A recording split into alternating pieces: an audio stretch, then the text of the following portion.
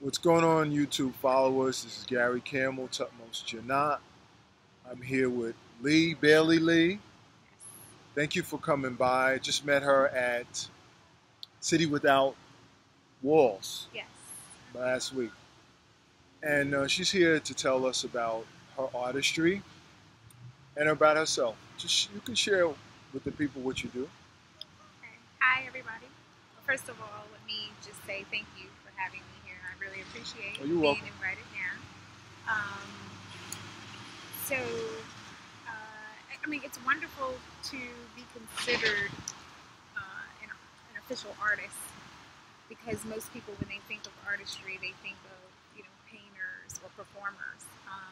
I am an interior decorator, and I designed a boutique here in Newark um, for a young lady, Isabel Livingston. The name of the boutique is Closet Savvy Consignment, and it was On Maiden Lane. on Maiden Lane, 37 Maiden Lane. So again, as I say, putting together a vision, and a concept and a theme for a space is much like a canvas. It is. Like, if you see a canvas that a painter painted, and you look at all the colors, you look at all the lines, you look at every detail that makes that picture or that image harmonious, and it speaks to your soul, it speaks to your spirit, and it inspires something in you. I feel that designing a space is much like that. There's elements that I pull together to bring into that space that all kind of marry each other, speak to each other, and convey a message. And hopefully it does evoke emotion for the people that walk in, but it's largely for the person that is occupying that space and utilizing that space and their purpose for that space. So I like to really, understand a person's personality. When someone calls me and says, "Hey, I want you to design this space for me or decorate this space for me," I really sit down and try to understand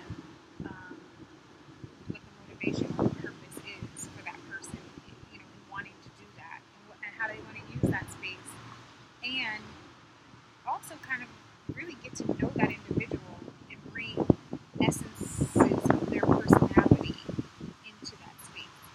So if you went into Closet Savvy, you saw the bubble chair.